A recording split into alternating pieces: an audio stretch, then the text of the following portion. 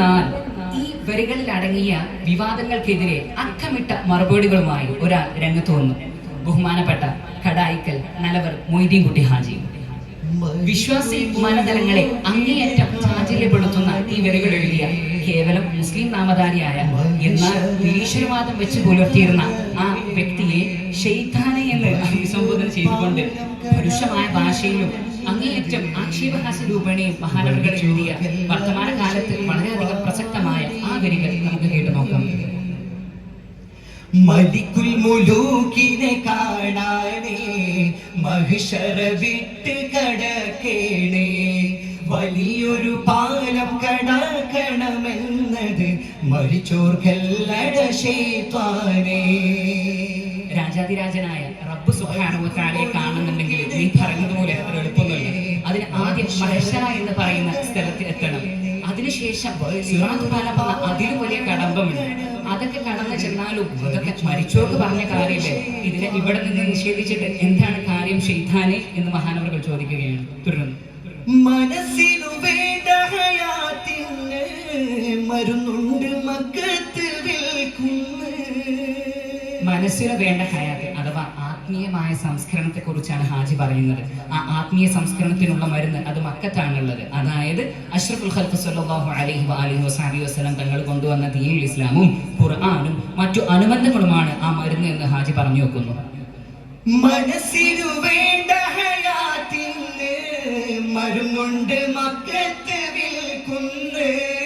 മണത്തറിഞ്ഞി മലബാറിലും വന്നത് വാങ്ങിക്കുമെല്ലനെ ശൈത്വാനേ, വാങ്ങിക്കുമെല്ലനെ ശൈത്വാനേ. അങ്ങനെ ലോകമൊട്ടാകെ ആ ദീനുൽ ഇസ്ലാം പടർന്ന് പന്തലിച്ചപ്പോൾ അതിന്റെ ശിഖരങ്ങൾ ഇങ്ങ് മലബാറിൽ എത്തിയിട്ടുണ്ടല്ലോ, അത് ചെന്ന് വാങ്ങിക്കോ അഥവാ അത് ചെന്ന് പഠിച്ച് മനസ്സിലാക്കിക്കോ ശൈത്താനെ എന്ന് മഹാനവറുകൾ ഉപദേശിക്കുകയാണ്. തലമറന്നെണ്ണതി തേക്കല്ല, തലച്ചോറ് പൊട്ടിച്ച് ചോർത്തല്ല. നമ്മൾ സാധാരണ കേൾക്കുന്ന പ്രയോഗം തന്നെയാണ് തലമറന്നെണ്ണ തേക്കുക, കാര്യങ്ങൾ കൂടുതൽ മനസ്സിലാക്കാതെ എടുത്തു ചാടുക. അങ്ങനെ ചെയ്താൽ തലച്ചോറ് അഥവാ നിന്റെ നല്ല കാര്യങ്ങൾ ചെയ്യാനുള്ള ബുദ്ധി ഉണ്ടല്ലോ അത് പാഴായി പോകും, അത് ചോർന്നൊലിച്ചു പോകുമെന്ന് ഹാജി മുന്നറിയിപ്പ് കൊടുക്കുകയാണ്.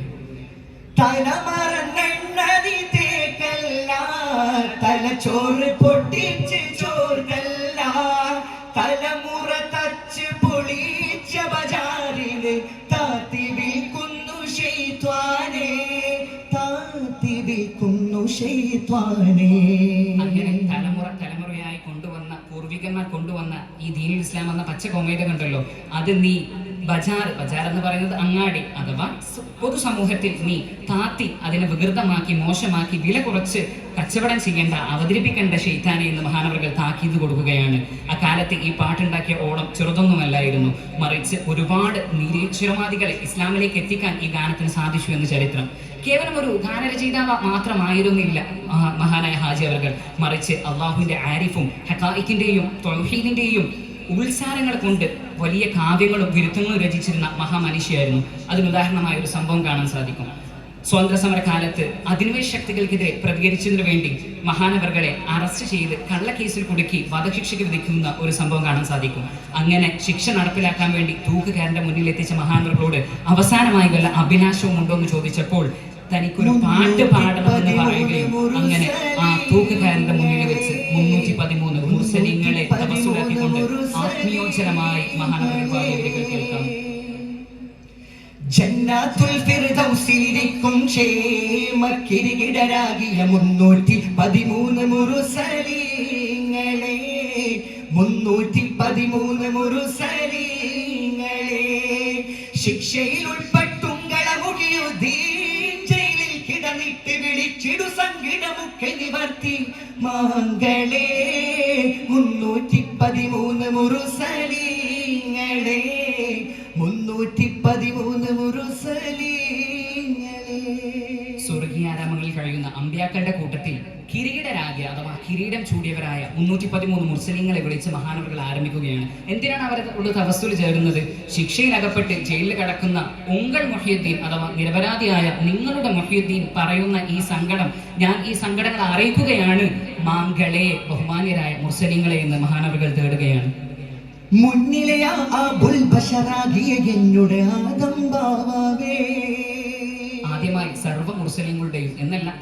മനുഷ്യരുടെയും തന്നെ ആദ്യ പിതാവായ ആദം നബി അലൈഹി സ്വലാമിനെ വിളിക്കുന്നു.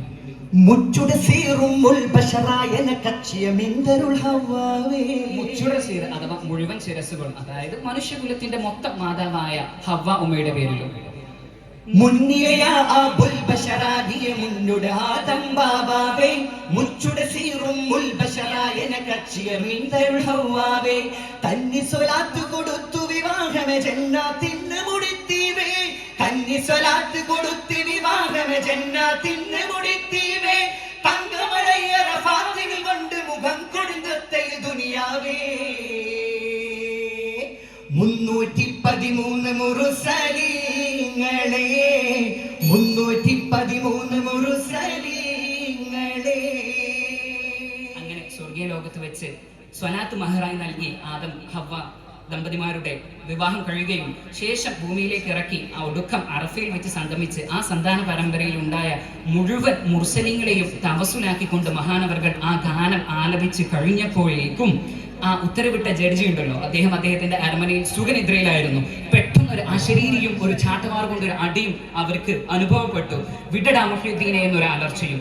ഇത് കണ്ട് ഭയവിഹുലനായ ആ വ്യക്തി മഹാനവറുകളെ വധിക്കാനുള്ള നടപടി റദ്ദ് ചെയ്ത് മഹാനവറുകളെ വെറുതെ വിട്ടയച്ചു എന്നുള്ളതാണ് ചരിത്രം.